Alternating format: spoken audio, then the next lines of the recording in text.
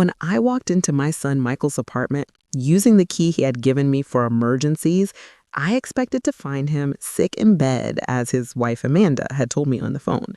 Instead, I found them both lounging on the couch, perfectly healthy, scrolling through vacation photos on their laptop. Amanda looked up at me and said with a smile that didn't reach her eyes, "Oh, Catherine, you're here. We were just looking at our cruise pictures. It was amazing. Sorry we didn't invite you, but it was more of a couples thing. The words hit me like a sledgehammer. A couples thing? I, who for 6 years had been paying their mortgage of $1,850 every single month, who had given them $40,000 for their wedding, who had co-signed their student loans totaling $65,000, who had bought every major appliance in their home, I was not important enough to even know they were going on a cruise, let alone be invited. I stood there in their doorway, still holding the homemade chicken soup I had spent all morning preparing, thinking my son was seriously ill. The pot felt heavy in my hands as I watched them casually flipping through photos of crystal blue Caribbean waters, tropical drinks, and sunset dinners. I saw photos dated just last week, which meant Amanda had lied to me on the phone 3 days ago, claiming Michael had the flu and then asking if I could maybe help with groceries this week since he can't work. I had immediately sent them $500 for groceries, money I had taken from my emergency fund, money I needed for my own upcoming dental surgery that I had been postponing for 8 months because I was always helping them. "You told me Michael was sick," I said quietly, my voice barely above a whisper. Amanda laughed, actually laughed. "Oh, Dad, yeah, we needed some extra cash for excursions on the cruise. The drink packages were so expensive, but it was totally worth it. Look at these photos." I looked at my son, waiting for him to say something, to defend me, to show some sign of remorse. But Michael just smiled sheepishly and said, "Mom, don't be dramatic. It was just a vacation. We work hard. We deserved it." They deserved it with my money. Money they had gotten by lying to me about a medical emergency. I set the soup down on their kitchen counter, turned around, and walked out without another word. Behind me, I heard Amanda say, "What's her problem?" And Michael reply, "She'll get over it. She always does." Those 4 words echoed in my head the entire drive home. She always does. She always does. She always does. They were right. I always did get over it. I always forgave them. I always came back with my wallet open and my boundaries non-existent. That night, I couldn't sleep. I lay in bed staring at the ceiling of my small apartment, the same apartment I had lived in for 20 years, because I couldn't afford anything better, not because I didn't make a decent money at my accounting job, but because every extra dollar went to Michael and Amanda. At 3 a.m., I got up and went to my home office. I pulled out every bank statement, every canceled check, every receipt I had saved over the years. I had always been meticulous with records. I have it from my profession. Now I was grateful for it. I created a spreadsheet just like I did for my clients, but this one was different. This one was titled, "The Cost of Buying My Son's Love." I started with the basics. Monthly mortgage payments, $1,850 times 72 months equals $133,200. My hand shook as I typed that number. $133,000 just in mortgage payments. But there was so much more. Their wedding that I funded because we won something special, $40,000. The student loans I co-signed when Michael went back to school for his MBA, $65,000. And the car I bought them when their old one died, $18,000. Their furniture when they moved to a bigger place, $12,000. Amanda's medical bills when she had her appendix removed, $8,500. The new appliances for their kitchen, $6,200. Emergency roof repair on their house, $9,800. Their credit card debt I paid off just this once, $15,000.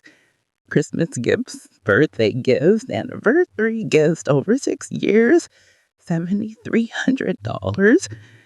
Emergency loans that were never repaid, $11,500. Groceries, utilities, and other small helps, approximately $24,500. The total made me physically ill. $351,000. $351,000 over 60 years. That was more than I earned in 2 years after taxes. That was the down payment on a house I could have owned. That was the retirement fund I should have built. That was a secure future I could have had. And what did I have to show for it? A son who said, she'll get over it. She always does.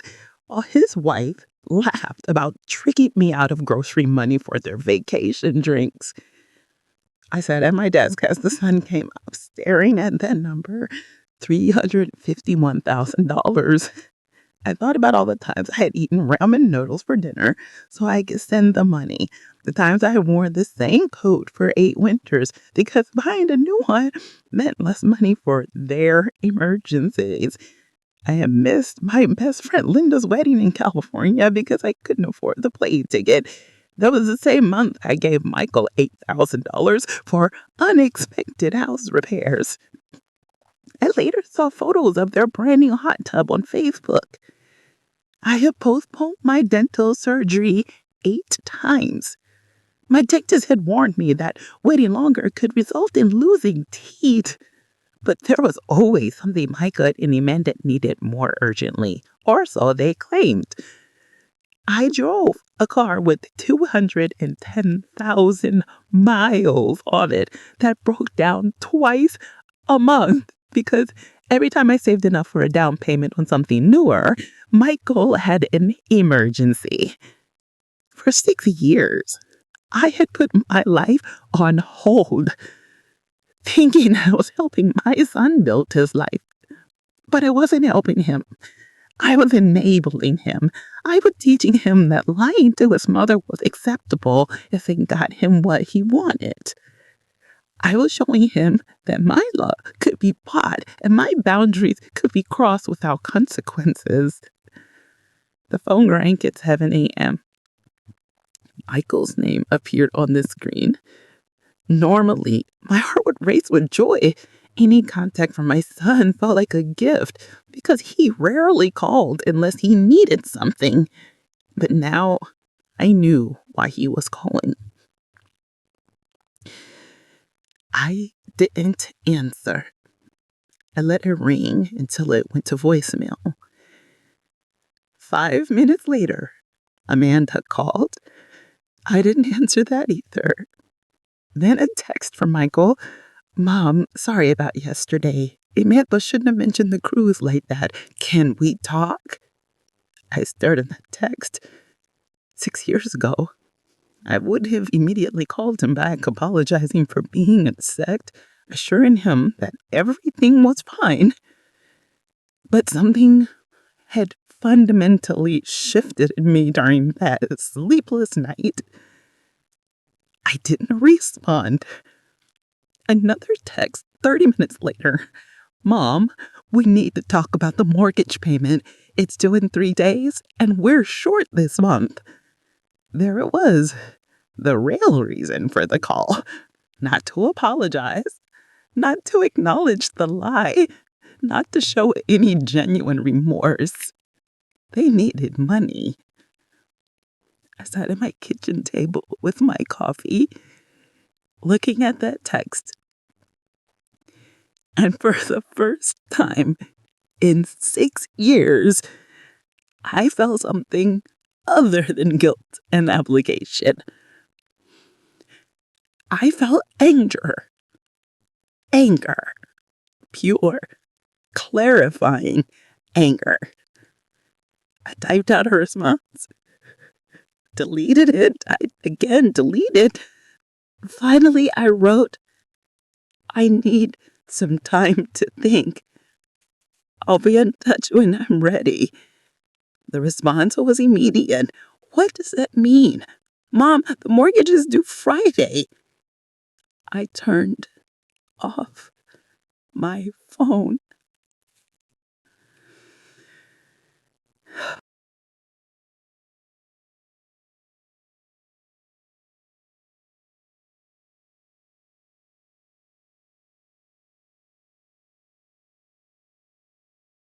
I spent that morning doing something I hadn't done in 6 years. I called in sick to work and spent the day on myself. I went to my dentist and scheduled the surgery I had been postponing. I went to a car dealership and test drove vehicles I could actually afford if I stopped giving away my income. I went to a real estate office and asked about small houses in my price range. The real estate agent, a kind woman named Patricia, asked me, "What's your budget?" For the first time in years, I calculated my budget without factoring in Michael's mortgage. I can afford about $2,500 a month. She pulled up listings: beautiful small houses with yards, condos with modern kitchens, places that I could actually be mine. "Why are you renting when you can afford to buy?" Patricia asked. I almost told her the truth, but stopped myself. Just haven't been ready until now. As I drove home in my barely functioning car, I passed the Honda dealership. On impulse, I pulled in. A salesman named Tom greeted me enthusiastically. "What are you looking for today?" "Something reliable," I said. "Something that won't break down every week." He showed me a 3-year-old Honda Accord, certified pre-owned, well maintained. The monthly payment would be $380. "I'll take it," I said. Tom looked surprised. "Don't you want to think about it? Talk it over with family?"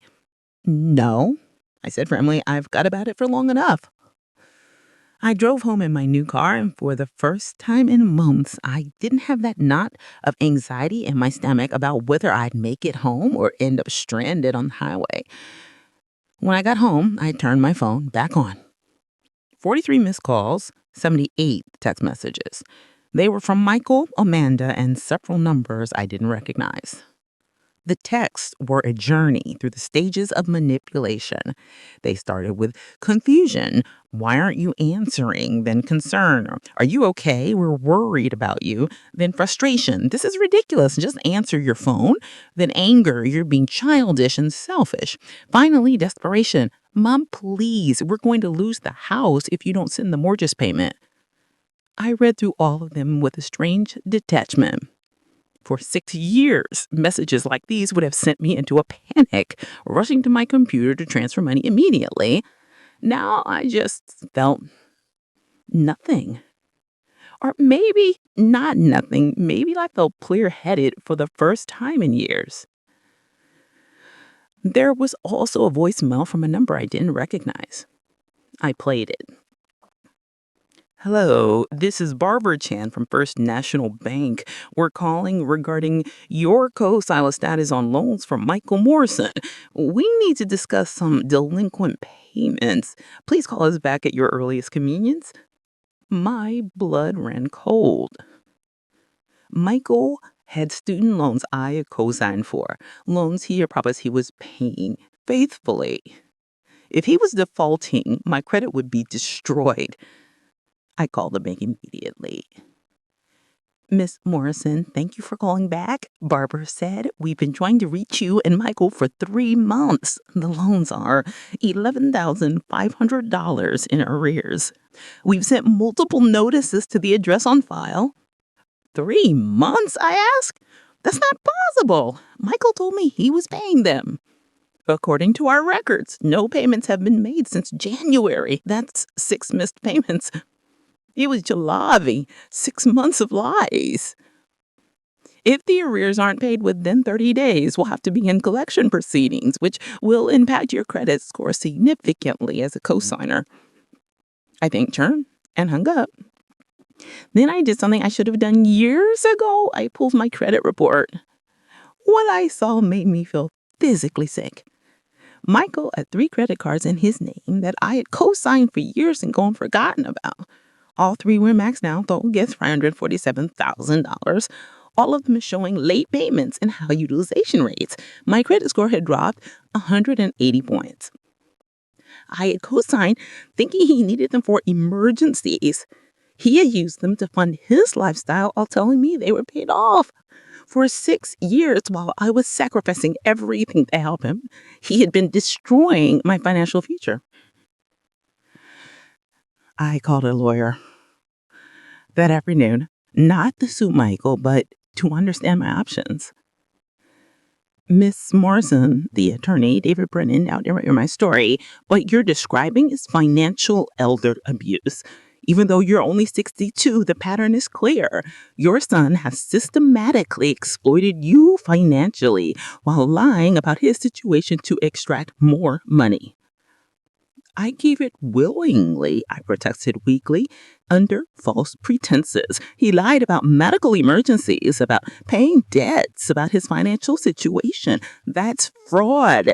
And as for the co-signed debt, you're legally responsible, but we can document this for any future legal proceedings. I don't want to sue my son, I said. I understand, but you need to protect yourself. The first step is to stop all financial support immediately. The second is to remove yourself as a cosigner on anything you can. The third is to document everything in case he tries to retaliate. Retaliate? How? David sighed. In cases like this, when the money stops, the abuser often escalates. They might try to claim you're mentally incompetent, that you're being unduly influenced by someone, anything to regain access to your finances. We need to be prepared. I left the office with a folder full of information and a sick feeling in my stomach. My son, my only child, the baby I had raised alone after his father left when he was 2, the boy I had worked double shifts to put through college, he was an abuser. That evening, I sat down and wrote a letter, not to Michael, but to myself. I needed to see it in writing. Dear Kathleen, you are not a bad mother for setting boundaries. You are not selfish for wanting to secure your own future. You are not cruel for refusing to be lied to.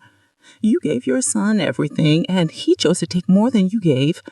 That is not your failure. That is his choice. You deserve to live your final working years in your retirement in peace. You deserve to not eat ramen noodles while your son eats in steakhouses. You deserve a reliable car. You deserve dental care. You deserve your own home. You deserve to be loved for who you are, not for what you can give. Starting today, you choose yourself. I read it 3 times, crying harder each time. Then I folded it and put it in my wallet. A reminder for the hard days ahead. My phone rang again, Michael. I didn't answer, but I listened to the voicemail. Mom, this is getting ridiculous. The bank is threatening foreclosure. Amanda's having panic attacks. We have a baby on the way. Yes, we were going to tell you Amanda is pregnant on a Caribbean cruise where she was drinking according to the photos I've seen. Another lie or bad judgment. Either way, it was manipulation. We have a baby on the way. Was supposed to make my open my wallet immediately. It almost worked. For about 30 seconds, I felt that old familiar guilt rising up. The voice in my head saying, they really do need you now, baby. Change is everything. You can't let your playground parrot in a home has been foreclosed on. But then I thought about my credit report, about the $351,000 I had already given, about cruise they'd taken with money they'd stolen through lies, about 6 years of sacrifice that had been met with, she'll get over it, she always does. I deleted the voicemail. 3 days later, on Friday afternoon, my doorbell rang. I looked through the peephole and saw Michael and Amanda standing there. Amanda was visibly pregnant, her hand resting on her belly in that protective gesture pregnant women have. Strategic, I thought. They'd brought the pregnancy as a prop. I opened the door, but didn't invite them in. "Mom?" Michael said, his face a mixture of relief and frustration. "Finally! Why haven't you been answering your phone?" "I've been thinking," I replied calmly. "Well, think later," Amanda interjected. "We lost the house. The bank foreclosed. We have 30 days to move out. We need somewhere to stay." The audacity took my breath away. They didn't lead with an apology. They led with a demand.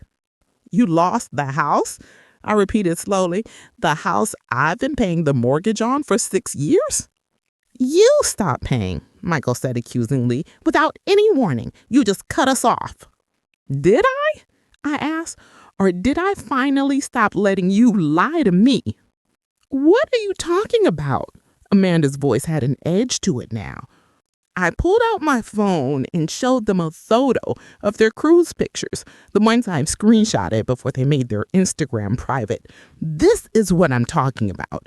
You told me Michael was sick. You asked for grocery money. You took a cruise." Michael had the decency to look ashamed for about 3 seconds. Then, "Mom, that was months ago. We needed a break. We've been under so much stress." "Stress that I've been funding. I've pulled my credit report, Michael. You haven't made a payment on your student loans in 6 months, the ones I co-signed for. My credit score has dropped 180 points. You have $47,000 in credit card debt on cards I co-signed for years ago. Cards you told me were paid off. Those are emergencies," he started. "A hot tub is not an emergency. A cruise is not an emergency. New furniture every 2 years is not an emergency. I've given you $351,000 over 6 years, Michael. $351,000. Amanda actually gasped. "That can't be right." I showed them my spreadsheet, showed them every payment, every gift, every loan that was never repaid. "Mom, we didn't realize it was that much," Michael said weakly. "You didn't want to realize it, because then you'd have to acknowledge what you've been doing to me. I've been postponing in my own medical care to send you money. I've been driving a car that breaks down constantly because every time I save enough for a new one, you have an emergency. I've been living in a tiny apartment for 20 years because I can't afford anything else. And you've been buying hot tubs and taking cruises. We're family," Amanda shouted. "Family helps each other." "Help goes both ways," I said quietly. "In 6 years, you've never once asked how I'm doing. You've never asked if I can afford the money I'm sending. You've never offered to pay me back. You've never even said thank you most of the time." "So that's it." Michael's voice was cold now. "We lose our house, we have a baby coming, and you're just gonna abandon us?" "I'm not abandoning you. I'm stopping enabling you. There's a difference." "Where are we supposed to go?" Amanda was crying now, real tears this time. "You're both in your 30s. You both have college degrees that I helped pay for. You're both employed. You figure it out the way many other adults do." "Can we at least stay here?" Michael asked. Just temporarily until we find something? I thought about my tiny one-bedroom apartment, about the boundaries I was trying to establish, about what David the lawyer had said about escalation. No, I said. No. Michael looked genuinely shocked. Mom, we are family. We have nowhere else to go. You have jobs. You have income. You can rent an apartment like everyone else. We can't afford first and last month's rent and security deposit, Amanda protested. Then maybe you shouldn't have taken a cruise, and I started to close the door. Michael put his hand out, stopping it. Mom, please. If not for us, then for your grandchild. You can't let your grandchild be homeless. And there it was, the final manipulation, the grandchild card. My grandchild won't be homeless because its parents are adults with jobs who will figure out how to provide for their child the way I figured out how to provide for mine when I was a single mother with no one helping me. So that's it. Amanda's voice was venomous now. You're gonna let an innocent baby be homeless because you're mad at us?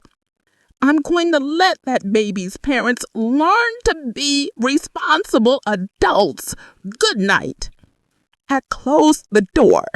Behind it, I could hear Amanda crying and Michael saying something in a harsh whisper. Then their stepfather's walking away. I leaned against the door, shaking. That was the hardest thing I'd ever done. My phone started ringing immediately. I didn't answer. Then the text started coming. Mom, you're making a huge mistake. We're going to have to live in our car because of you.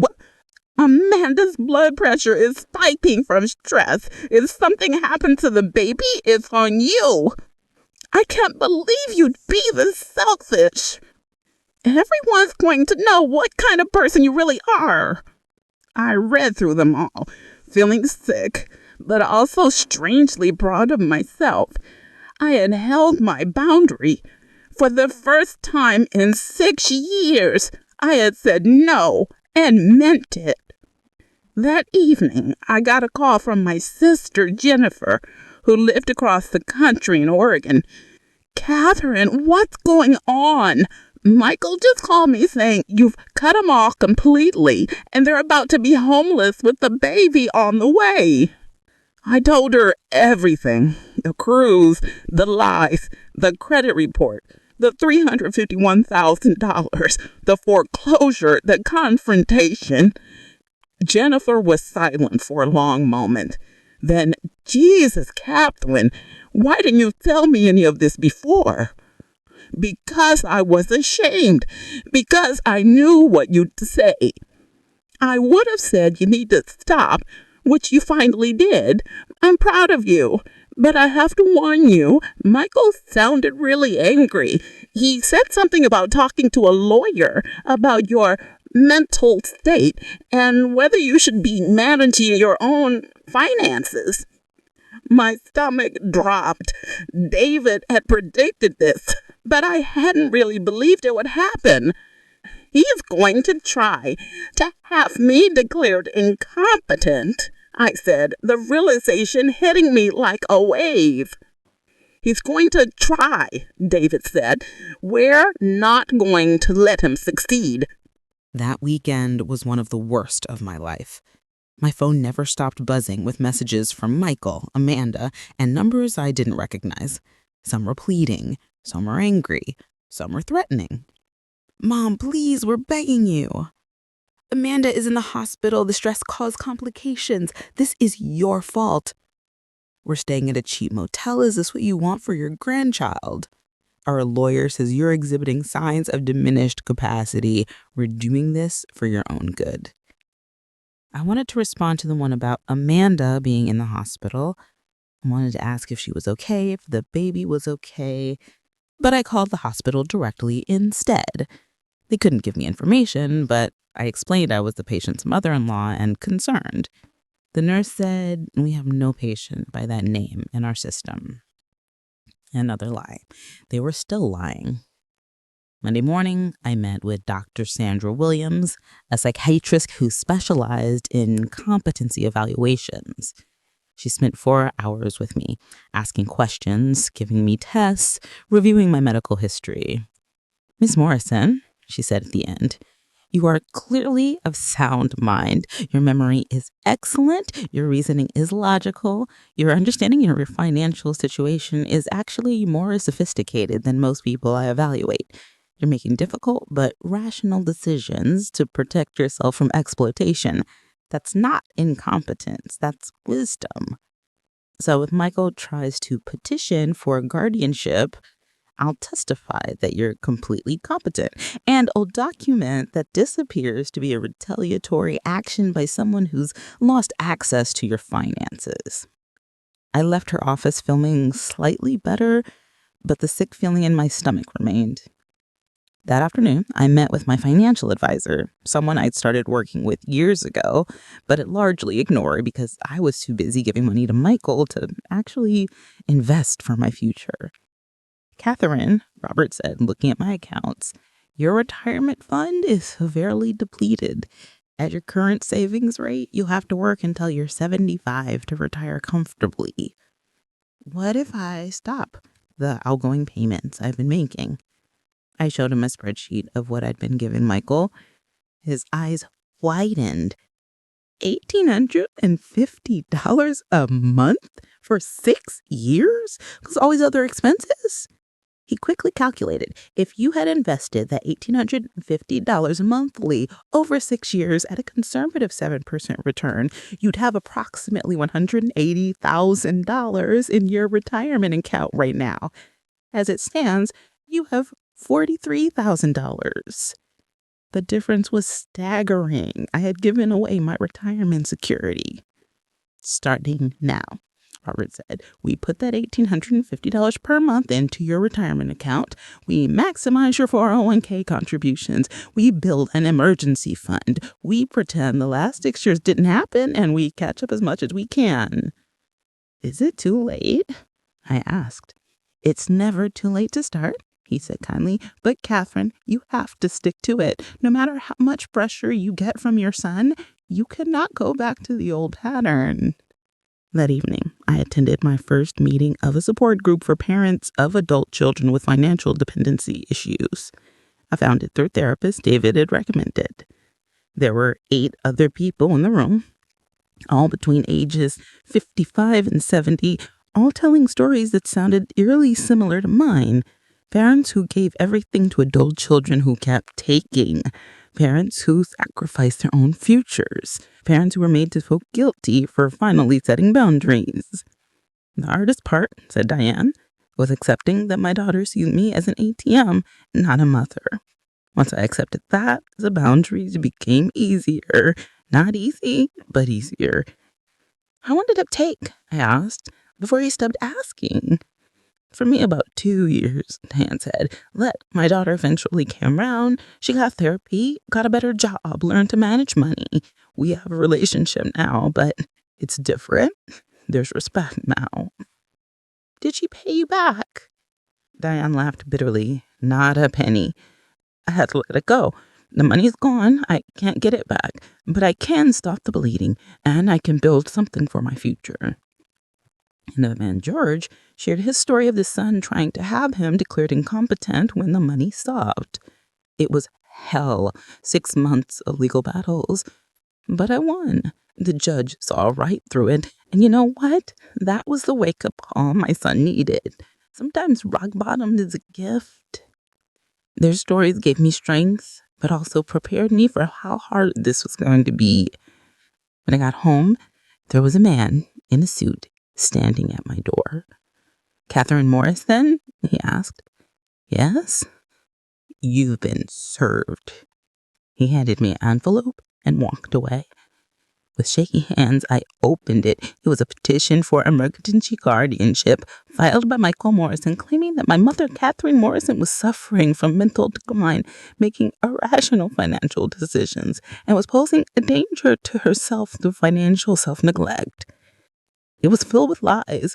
It claimed I had forgotten to pay my own bills, untrue, that I had gotten lost driving through familiar places, never happened, that I had repeated the same conversations multiple times, false, and that I had accused Michael of stealing from me without evidence. I had plenty of evidence, and it was him lying, not stealing per se. The hearing was scheduled for 3 weeks away. I called David immediately. "I have been expecting this," he said grimly. "Forming the petition, we're going to find this hard.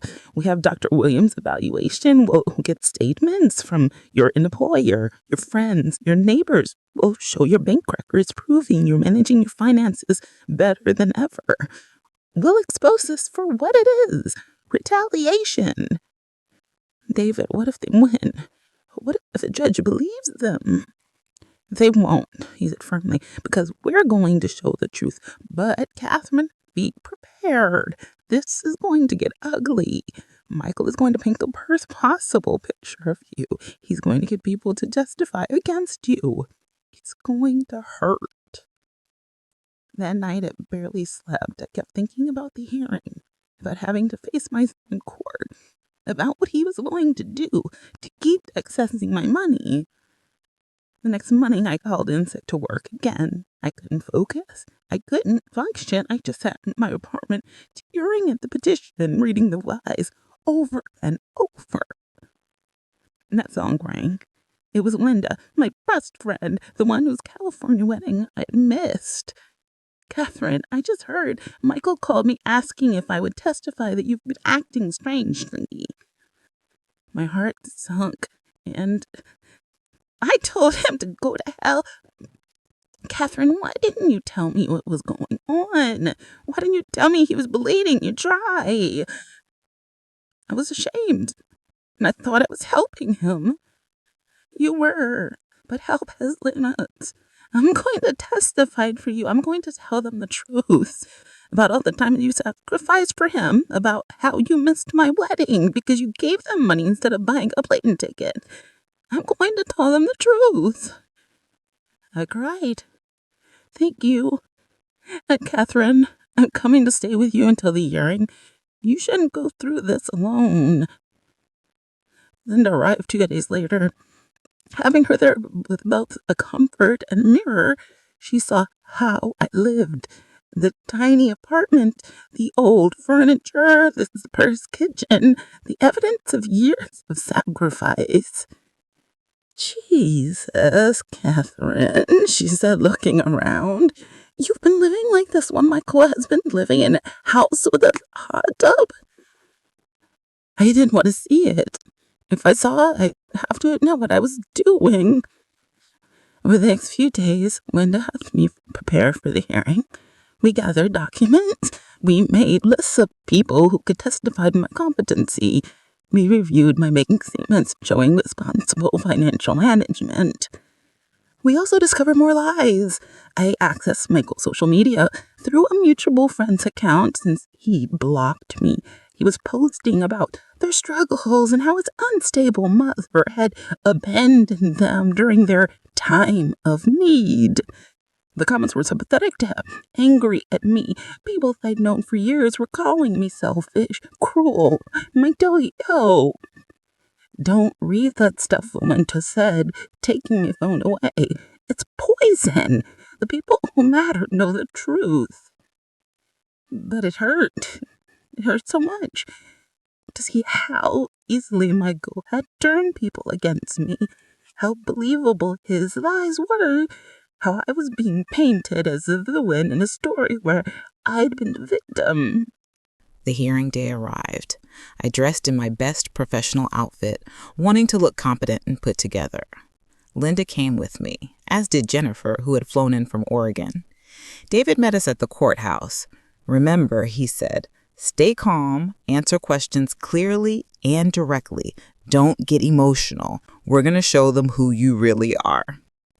As we walked into the courtroom, I saw Michael and Amanda sitting with their lawyer, a sharp-looking woman in her 40s named Rebecca Hart. Amanda's pregnancy was now very visible, another prop. Michael wouldn't look at me. Amanda stared at me with cold hatred. Judge Thomas Martinez presided, a man in his 60s with a reputation for being fair but thorough. He'd been a judge for 25 years and had seen countless guardianship cases. Rebecca Hart went first. Your Honor, we're here today because Michael Morrison has grave concerns about his mother, Catherine Morrison. Over the past several months, Miss Morrison has exhibited erratic behavior, made irrational financial decisions, and shown signs of cognitive decline. She's cut off all communication and financial support to her son without explanation, despite being previously reliable and supportive. She's made paranoid accusations against her son and daughter-in-law. She's isolated herself from family. We believe she needs protection, and we're requesting that Michael be appointed as her guardian to manage her affairs. She made it sound so reasonable, so concerned, so loving. Then they called their witnesses. First was Amanda. She took the stand, placing her hand on her belly protectively as she was sworn in. Miss Morrison, can you describe Catherine's behavior over the past few months? It's been so scary, Amanda said, tears in her eyes. She used to be so warm and caring. She'd call us regularly, help us with things. Then about 3 months ago, she changed. She stopped answering our calls. When we did reach her, she was hostile. She accused us of lying to her about links that weren't true. They say we were using her, which is crazy because she's the one who always offered to help us. Did she explain why she was cutting you off? She said something about a cruise, which we took months before with our own money. She seemed confused about the timeline, mixing up when things happened. We got really worried that she might be having memory problems. I wanted to scream. They had taken that cruise with money they got by lying to me about Michael being sick. But Amanda was making it sound like ancient history that I was irrationally fixated on. And what about her living situation? Rebecca asked. We offered to have her move in with us. I hope that she refused. She seems paranoid that we want something from her, which makes no sense. We just want to help. Davis stood up for cross-examination. Miss Hayes, you said the cruise was taken with your own money. How did you pay for it? We saved up, Amanda said defensively. You saved up. Yet 3 days before the cruise, you called Catherine claiming Michael was sick and asking for grocery money. Is that correct? Amanda's face flushed. We didn't need grocery money. But Michael wasn't sick, was he? He'd been feeling under the weather. Under the weather enough to need his mother to send $500 for groceries, but well enough to go on a Caribbean cruise 3 days later. It was complicated. Divick pulled up bank records. According to these records, Catherine sent you $500 on June 3rd. Your cruise departed June 6th. Your Instagram posts from the cruise show both of you perfectly healthy, drinking alcohol, participating in excursions. Were you lying about Michael being sick? I don't remember exactly. Yes or no? Was Michael sick? Not exactly, but thank you. Now, let's talk about you saying Catherine always offered to help. How much money has she given you over the past 6 years? I don't keep track of gifts. Does $351,000 sound accurate? The courtroom went silent. Even the judge looked up sharply. That can't be right, Amanda stammered. We have documentation of every payment. $351,000 over 6 years. Did you ever pay any of it back? It was given freely. Did you ever pay any of it back, yes or no? No. Did you ever even say thank you? Amanda didn't answer. Then Michael took the stand. Watching my son swear to tell the truth, knowing he was about to lie about me, was one of the most painful moments of my life. Mr. Morrison, Rebecca began, tell us about your mother's recent behavior.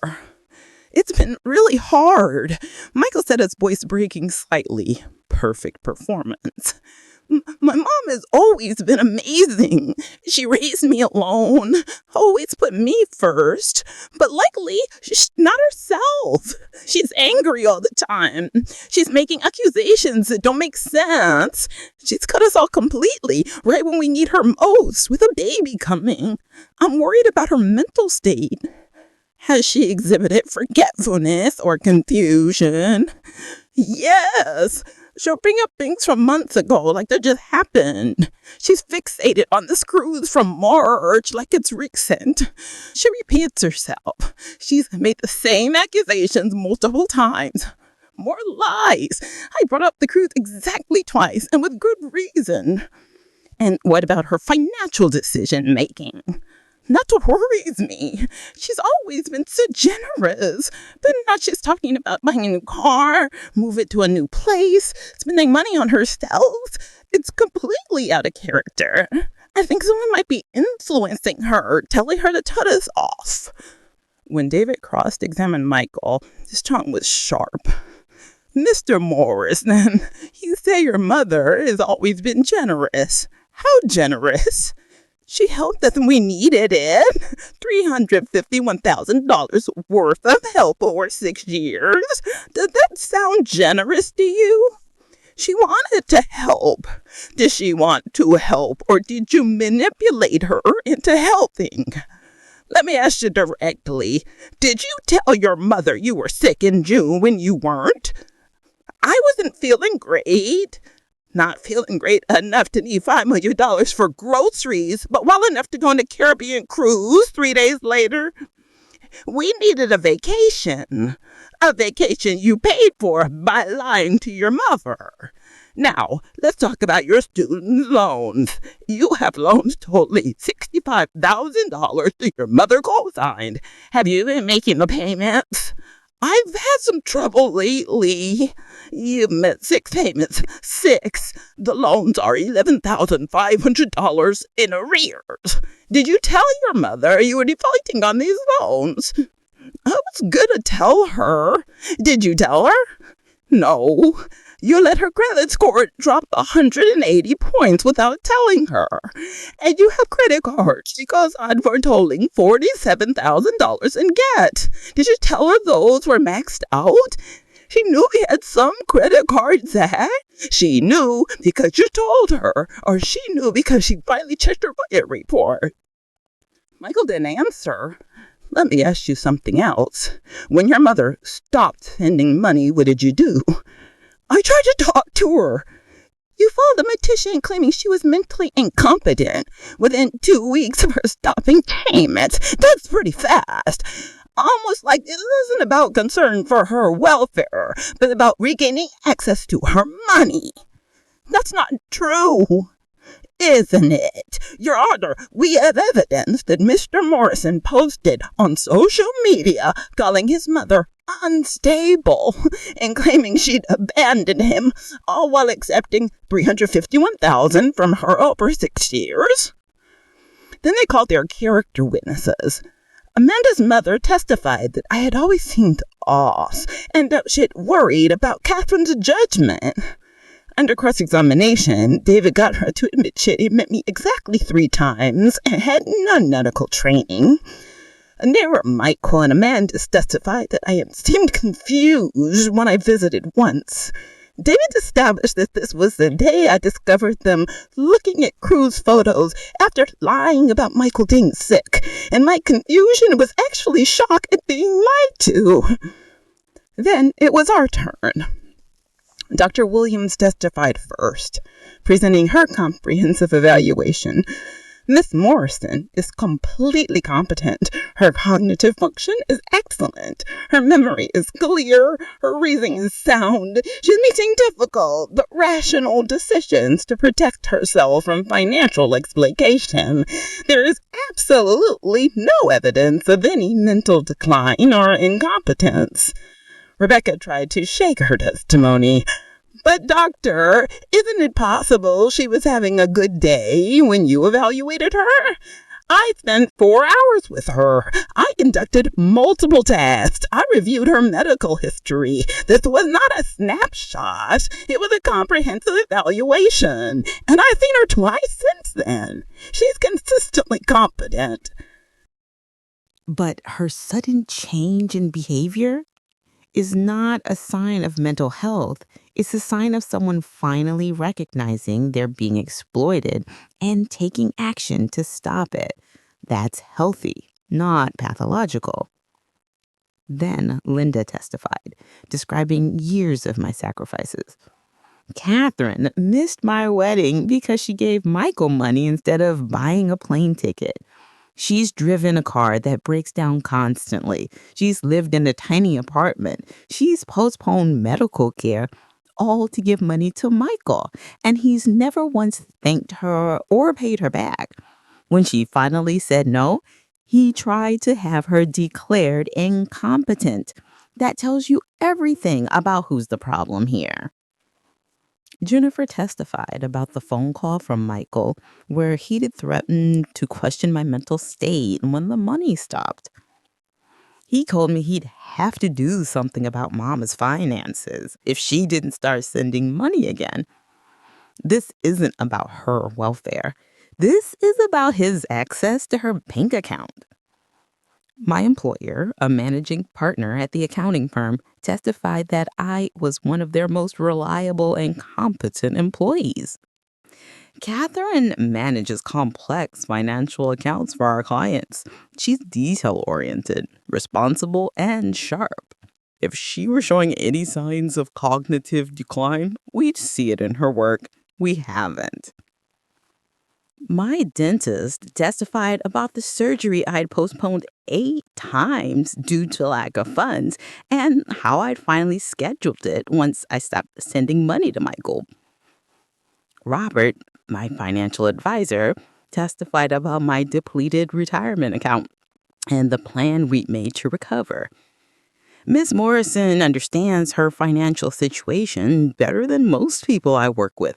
She's making smart, strategic decisions about her future. That's the opposite of incompetence. Finally, I testified.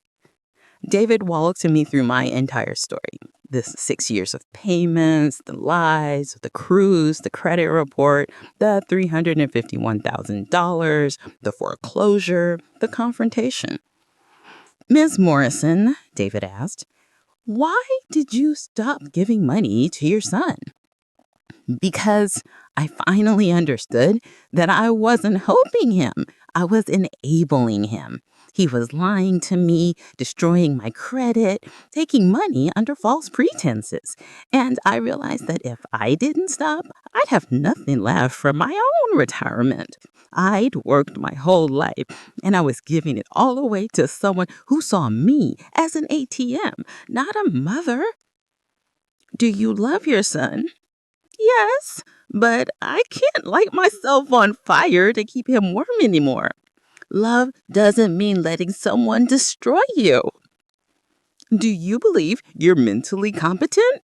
Yes, I believe I'm finally seeing clearly for the first time in 6 years. Rebecca's class examination was brutal. Miss Morrison, isn't it true that you've always been a giving mother? Yes. And now suddenly you stopped? Doesn't that seem like a significant personality change? It's not a personality change. It's a boundary. I can be a giving mother without bankrupting myself. But you're refusing to help your son when he has a baby on the way. I'm refusing to continue funding a lifestyle built on lies. He's a 35-year-old man with a college degree and a job. He can support his own family. Isn't it true you bought a new car recently? Yes, I bought a reliable used car after driving one that broke down constantly. So you have money for yourself, but not for your grandchild? I have money for myself because I stopped giving it all away. And my grandchild will be fine because its parents are capable adults who can provide for it. You seem very angry at your son. I'm not angry. I'm clear. There's a difference. Judge Martinez called for a closing argument. Rebecca painted me as a mutually declining woman who had turned against her loving family, possibly under the influence of predatory advisors who wanted access to my money. David's closing was powerful. Your Honor, what we've seen today is not a case of mental incompetence. It's a case of financial elder abuse. For 6 years, Michael Merson has systematically exploited his mother, taking $351,000 while lying about his situation, destroying her credit, and giving nothing back.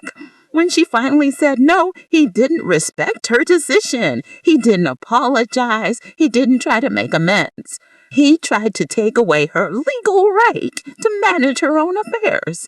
This petition isn't about protecting Catherine Morrison. It's about punishing her for stopping the flow of money. Judge Martinez has reviewed his notes silently. The courtroom was completely quiet. Finally, Judge Martinez looked up. I've been a judge for 25 years, he began, and I've presided over hundreds of guardianship cases. I've seen genuine cases where elderly individuals need protection. This is not one of those cases. My heart started to race. Miss Catherine Morrison has demonstrated complete mental competency. The psychiatric evaluation is thorough and conclusive. Her employer vouches for her professional competency. Her friends describe a constant pattern of sacrifice and rational decision-making. Her financial advisor confirms she's making sound financial plans. Michael's face was getting red. What I see here is not a mentally incompetent woman. What I see is a woman who has been systematically exploited for 6 years, who has finally found the courage to set boundaries, and whose exploiter is now attempting to use the legal system to regain access to her finances. Your Honor, Rebecca started to stand. I'm not finished, Miss Hart. The evidence shows that Mr. Morrison has received $351,000 from his mother over 6 years, that he lied about medical emergencies to extract money, that he defaulted on loans she co-signed without telling her, that he destroyed her credit. And when she stopped sending money, he filed this petition within 2 weeks. That's not the timeline of genuine concern. That's retaliation. The judge looked directly at Michael. Mr. Morrison, you should be ashamed of yourself. Your mother worked her entire life, raised you alone, put you through college, and you repaid her by treating her as an ATM. Now you want to take away her legal independence because she finally said no? Your Honor, I was just trying to help. You were trying to help yourself. This petition is denied. Furthermore, I'm ordering you to pay your mother's legal fees in this matter, and I'm referring this case to the district attorney's office for investigation of potential elder financial abuse. Amanda burst into tears. Michael looked like he had been punched. Miss Morrison, the judge said, turning to me, you have every right to manage your own finances and make your own decisions. You are clearly competent. I hope you use the rest of your life to live for yourself. You've earned it. As we left the courtroom, Michael tried to approach me. Mom, please, can we just talk?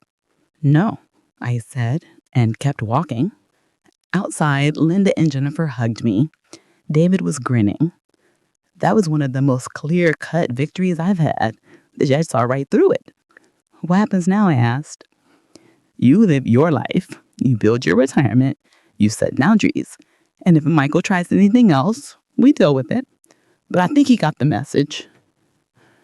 The next few months were transformative. Without the constant drain of supporting Michael, I was able to save money for the first time in years. I had my dental surgery. I opened a retirement account and started contributing the full amount. I looked at houses. I also started therapy to deal with the gift and grief because even though I'd done the right thing, it hurt. It hurt to lose the relationship with my son. It hurt to know that I wouldn't be part of my grandchild's life. It hurt to accept that the little boy I'd raised had become someone who saw me as a resource, not a person. Grief is normal, right there, this Dr. Allen told me. You're grieving the relationship you thought you had. That's a real loss, even if the relationship was never what you believed it to be. 6 months after the hearing, I received a letter. It was from Michael. Mom, I've been in therapy. Court ordered at first, but I've kept going on my own. My therapist has helped me see what I did to you. I've been doing a lot of thinking about how I was raised versus how I turned out. And I'm starting to understand the difference between your sacrifices and my exploitation. I'm not writing to ask for forgiveness or for another chance. I'm writing to tell you that you were right about everything. I didn't use you. I did lie to you. I did treat you like an ATM. And when you finally said boundaries, I tried to destroy your independence. I'm ashamed. Amanda and I are separated. Turns out a relationship based on him taking advantage of your mother isn't very healthy in other ways too. Who knew? I'm living in a small apartment that I pay for myself. I have a budget. I'm paying them my debts. I'm learning what it means to be an actual adult at 35, which is something I should have learned at 25.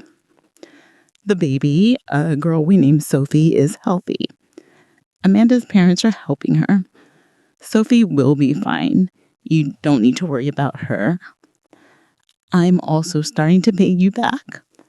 It won't be much at first, maybe $200 a month, but I'm going to do it. It'll take me years to repay even a fraction of what I took, but I'm going to try. Not because I think money will fix what I broke, but because it's the right thing to do. I don't expect a response. I don't expect you to want a relationship with me. I just want you to know that I finally see you, not as a bank account, not as someone who exists to make my life easier, as a person who deserves so much better than what I gave you. I'm sorry, Mom, for everything. Michael. P.S. encloses the first payment. There was a check for $200. I sat with that letter for a long time. I cried reading it. Not tears of joy, exactly, but tears of something. Relief, maybe? Validation? Grief for the years lost. Hope for, I wasn't sure what. I talked about it with Dr. Allen. What do you want to do? He asked. I don't know. Part of me wanted to tear up the check and send it back, prove this isn't about money. But another part of me thinks accepting it is actually healthier. He needs to make amends. I need to let him. And the letter? I think I want to respond. Not to reconcile, not yet, but to acknowledge that I received it. To leave a door open, maybe. A small one. I took a week to write my response. Michael, I received your letter and the check. Thank you for both. I appreciate that you're in therapy and doing the work to understand what happened. That takes courage. I want you to know that I am proud of you for taking responsibility, for supporting yourself, for being honest. These are hard things to do, and the fact that you're doing them means something. I'm not ready for a relationship yet. The wounds are still too fresh. The trust is still broken, but I'm no longer close to the possibility of rebuilding something someday if you continue on this path. A relationship between us in the future, if there is one, will have to be completely different from what we had before. It will have to be a relationship between two adults, not between an ATM and a taker. I'm glad Sophie is healthy. I hope she has a good life. Maybe someday I'll get to meet her, but that's a conversation for the future. If and when we rebuild trust. Keep working on yourself. Keep growing. Keep being honest. That's the only path forward. Take care of yourself, Mom. I sent the letter. And then I continued building my life. Over the next year, Michael sent a check every month. Always $200. Always with a short note about his progress. He got promoted at work. He finished paying off one credit card. He started volunteering at a financial literacy nonprofit, teaching people about budgeting. The irony wasn't lost on either of us. We didn't see each other. We didn't talk on the phone. But there was a thread of connection, fragile and cautious, but real. I bought a small house, 2 bedrooms, a yard, a kitchen with modern appliances. It was mine. I owned it. No more rent, no more landlords, just mine. I adopted a rescue dog, an older golden retriever named Max, who had been returned to the shelter twice because he had medical needs. I couldn't afford those medical needs now. Max and I were perfect for each other. 2 beings who'd been through hard times and deserve some peace. I took that trip to California and finally saw Linda's life there. She showed me around San Francisco, and we laughed about old times, times before Michael had consumed my entire existence. I joined a book club. I took a pottery class. I volunteered at a senior center, helping other seniors understand their finances and recognize signs of financial exploitation. My story helped people. Other parents who were being drained by adult children. Other people who felt guilty setting boundaries with family. Other people who needed to hear that it was okay to choose themselves. Today, I'm 63 years old. I have a house, a dog, a rebuilt retirement account, and a life that's mine. Michael and I exchange letters. We've had coffee twice in the past year. Short meetings, careful conversations, but honest ones. I haven't met Sophie yet. That's still too complicated, too fraught with potential for old patterns to resurface. But maybe someday. I learned that love and money are not the same thing. I learned that being a good mother doesn't mean sacrificing everything. I learned that boundaries aren't cruelty, they're survival. I learned that people can change, but you can't force them to, and you can't wait around hoping they will. Most importantly, I learned that I matter.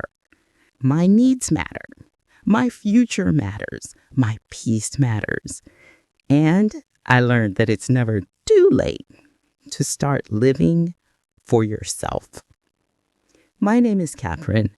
I'm 63 years old, and I'm finally free. If you've stayed with me through this entire journey, thank you. If you're living through something similar, know that you're not alone. Know that you're not selfish for setting boundaries. Know that you deserve to live your own life. What would you do in my situation? Would you have stopped supporting them sooner? Would you leave the door open for reconciliation? Share your thoughts in the comments. For more real-life stories of courage, boundaries, and self-discovery, please like this video and subscribe to the channel.